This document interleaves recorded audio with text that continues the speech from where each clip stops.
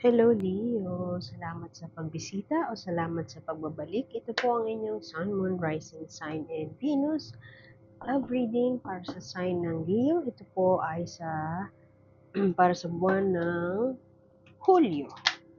Uy, ang bilis. 2025. Kunin nyo lamang po kung ano yung nakarelate kayo, tapon nyo yung hindi. Kung hindi nakarelate, okay lang yan. Maaaring ang susunod na reading o video ang siyang makaka-relate tayo, nahulog. Pero naniniwala ako meron at merong dahilan kung ba't tayo napadpad dito, maaaring sa mensahe ng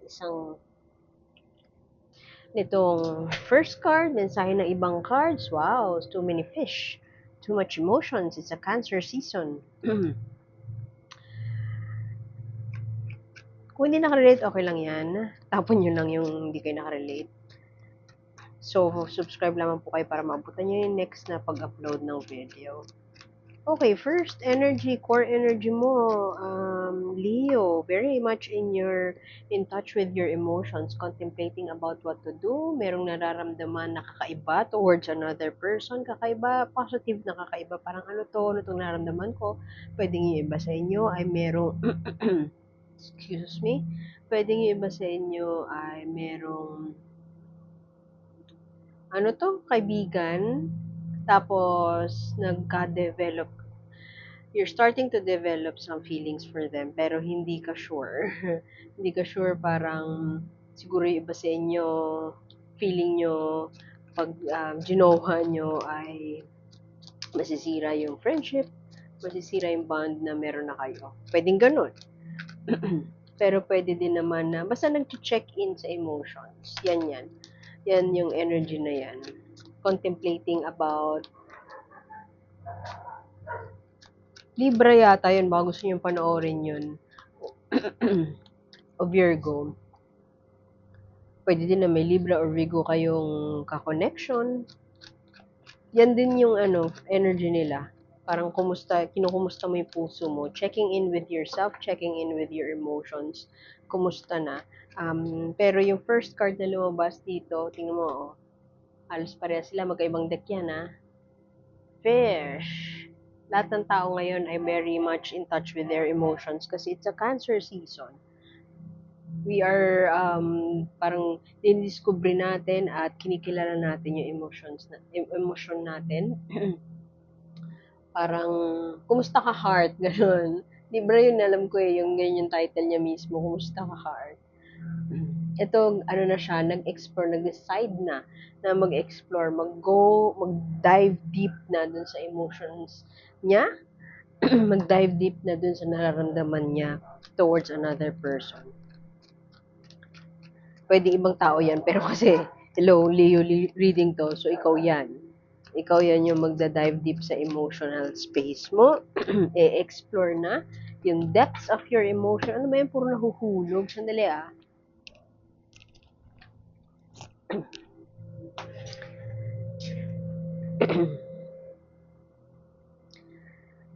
Alam mo, pwedeng iba sa inyo in a relationship.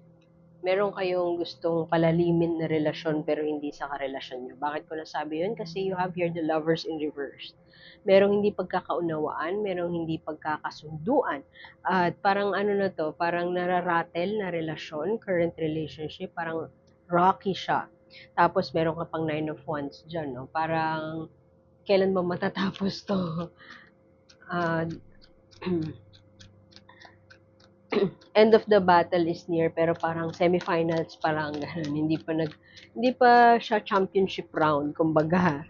So merong mga pwedeng may napapraning o napapaisip ng bonggang-bongga at hindi niya alam kung paano sosolusyonan ang kanyang mga nararamdaman. So kung ang dilema nyo ngayon, kung yung iba sa inyo dilema ay I might be in a wrong relationship, lagi kami nag-aaway, maaaring merong ibang tao na parang nagpapakilig sa inyo recently.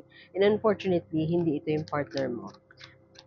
Pero, yung iba naman sa inyo, pwede din na i-interpret natin yan kasi nagsasabi ako ng maraming scenario kasi ayoko mag-stick sa isang kwento na Hindi siya madaling ano, hindi siya mas konti yung makaka-resonate kung meron tayong straight up isang kwento lang. Kasi maraming pwedeng i-interpret sa combination of cards. Isang card lang, marami ka nang pwedeng sabihin eh. Kaya mo na magkwento sa isang card lang eh. Anyway, yung iba naman sa inyo ay merong hindi pagkakaunawaan nga sa inyong relasyon at yung iniisip mong mabuti kung paano mo ito aayusin. Not necessarily aayusin kasi aware ka na hindi naman nito kailangang ayusin. Anong kailangan gawin? Pagpaplano, paano ko uumpisahan yung heartfelt conversation namin, pwedeng ganon. Paano ko kikilalanin ng maigi ang sarili ko para ma-express ko din yung sarili ko sa partner ko. Kung single naman kayo, I feel like meron pa kayong kailangang ayusin o pagdaanan o ayusin sa sarili. Quote-unquote ayusin kasi baka offensive yon. Kasi parang i-improve ba? Iniisip niyo pa kung ano pa yung mga pwede kong i-improve towards my relationship with myself. Para pag naging ready na ako mamili o mag-jump into a relationship, ako'y handang-handa na. Meron pang inner battles eh, na parang kinakaharap si Leo ngayon. Ay, yung iba naman sa inyo, merong isang presensya ng isang tao na, ayan o, tinan mo para siyang anonymous. May ano eh, influential force around you na hindi siya outright or hindi siya blatant, hindi siya sobrang halata na tinatry kang i-keep, i-manipulate. Pwedeng emotional manipulation ito. Tapos, you're starting to realize na namamanipulate ka emotionally. Anong itsura ng emotional manipulation?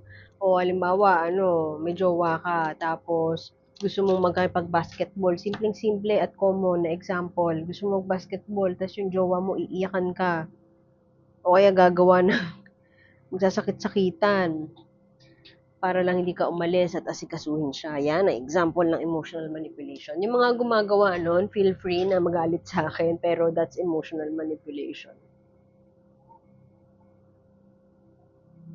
Very, very codependent. Hangman in reverse. Ay, ano ba yan? Bakit ganun? Lahat ng cards mo nahuhulog sa floor.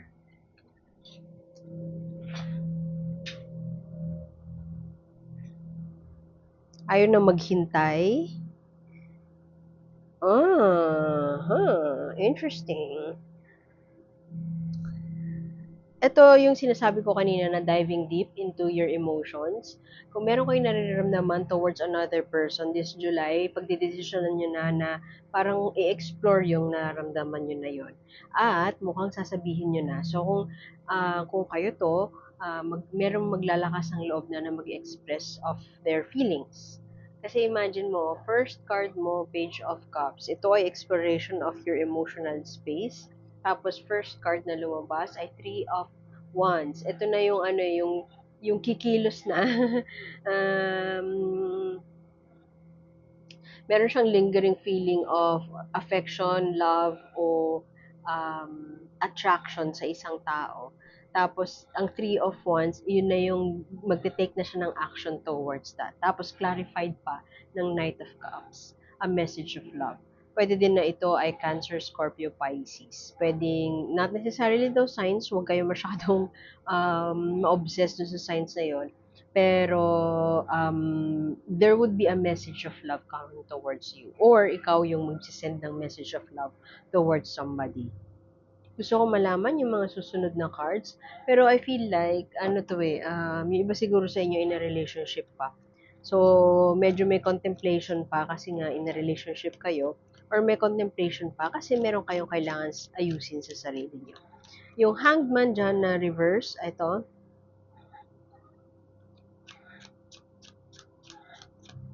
parang ayaw mo na maghintay. Hindi hindi ka na makapaghintay.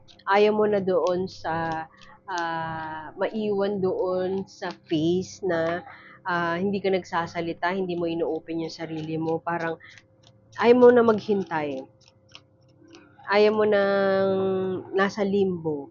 Ayaw mo nang ayaw mo na yung feeling na in the closet ka, kumbaga, alam mo yun, yung gano'n. Oops.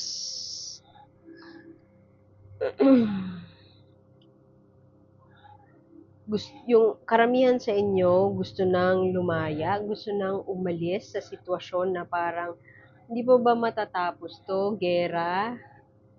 Alam mo 'yun, giyera with yourself, giyera with your partner, too near yet too far, parang hindi pa ba matatapos 'to, yung gano'n. Matagal ng issue tapos hindi matapos-tapos, pero this July mukhang yung iba sa inyo maglalakas ng loob na. Yung iba naman sa inyo maaaring dealing with a cancer. Cancer kasi 'to, eh. Chariot card, willpower. Halimbawa, hindi ka makapag-decide between two options, no? Mahahanap mo yung middle ground nun at magte-take ng action ka towards that. At magsasucceed ka towards that. If you are trying to get out of this battle, inner battle, o ano man, laban man with your partner, mukhang mapagtatagumpayan mo na siya.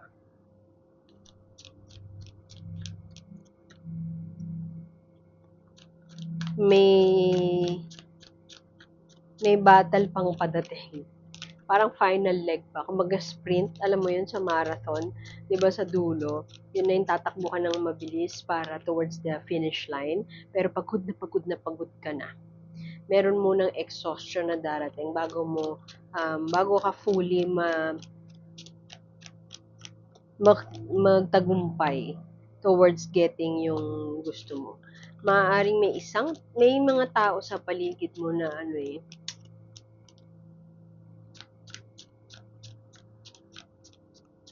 hindi mo maiwasan na lalapit talaga sa'yo.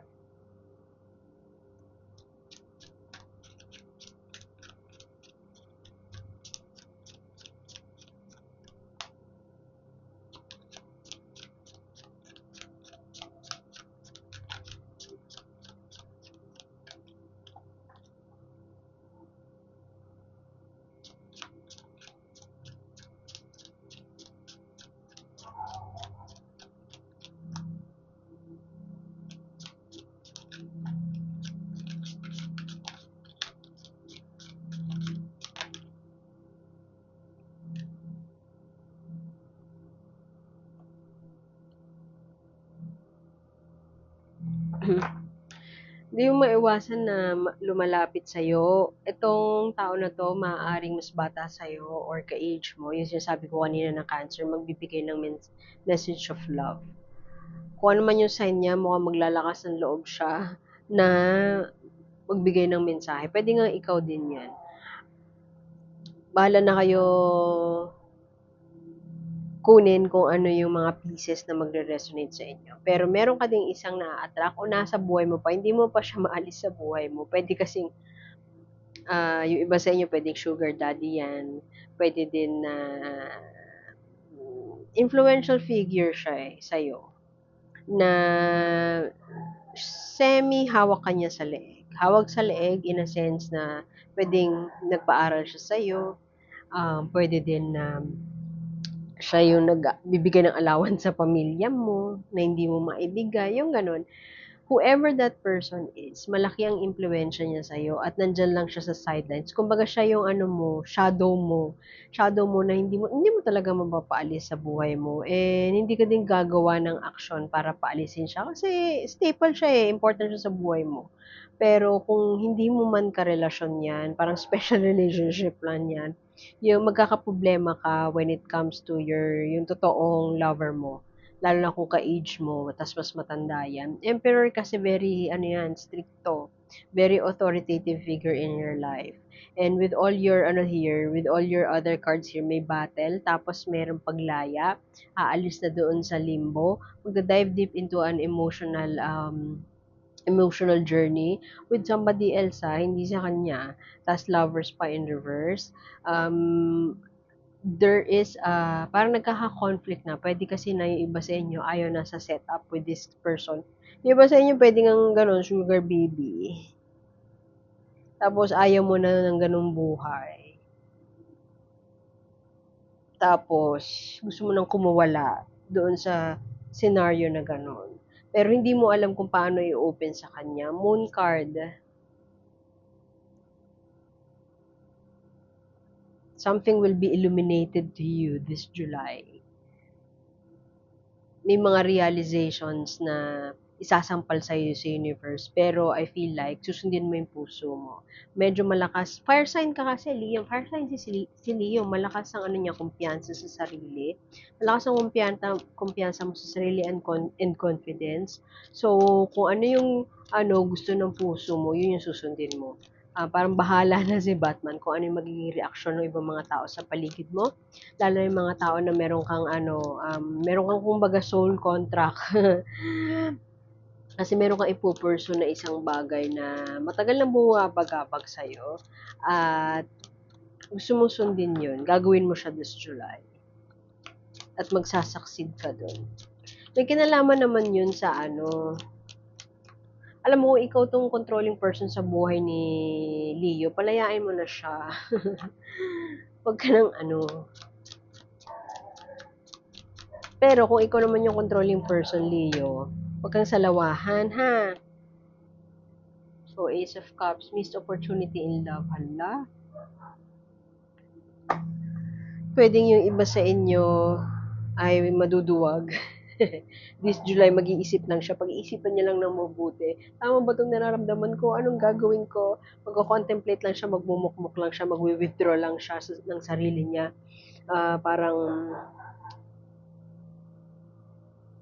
ayoko munang kumilos. Hindi ako pwedeng kumilos. Yung ganun. At merong i-offer ng love sa'yo. Ang mukhang marami, from different people pa, which is so nice, pero para sa'yo siguro parang hindi siya nakakatuwa kasi kailangan kong mamili, ibig sabihin. At kailangan ko parang i-let go yung mga tao na nakasanayan ko na sumusuporta sa akin. It's not a good feeling, kumbaga. And dyan ang gagaling si Leo. Pero end of the day, susundin mo yung puso mo. Mensahe para kay Leo. This July, anong gusto mong sabihin? Ito ay oracle card. Kung gusto niyo malaman yung mga and chill ka lang daw, you play, enjoy. Kung gusto niyo malaman yung mga decks used in this reading, nasa description box lang. Below, check nyo lang. Play. Yun lang, simpleng-simple, play. Find some time to play. Kung maraming bumabagabag sa'yo, tingnan mo naman siya, ayan, maraming bumabagabag sa'yo this, July. Ito pa, Ten of Wands. Ito ang kaduluduluhan na parang ililay mo na yung burden. Hindi mo pa mapalaya siguro yung sarili mo at marami pang hindi clear sa'yo. A lot of things are parang mysterious pa para sa'yo. Hindi mo alam i-resolve yung tao. Hindi mo alam i-resolve kung paano, hindi mo alam kung anong gagawin sa mga tao na umaaligid sa'yo. Pero take this time to play and to parang i-discover mo yung inner child mo. Do things that bring you joy. Kasi, di ba nga sabi ko kanina, may laban, may mabigat kang laban na parating. At yung laban na yan ay kailangan mong paghandaan. So, kailangan mo i-condition yung sarili mo at ang pag-condition na yun ay maaaring sa form of chill lang, paglalaro, at finding time to enjoy with your friends or enjoy yourself. So, iwan ko na yun doon, Leo. Salamat sa pagbisita, like, share, and subscribe lang po. And sana makita ko kayo ulit next time. Ako po si A, and see you soon. Bye!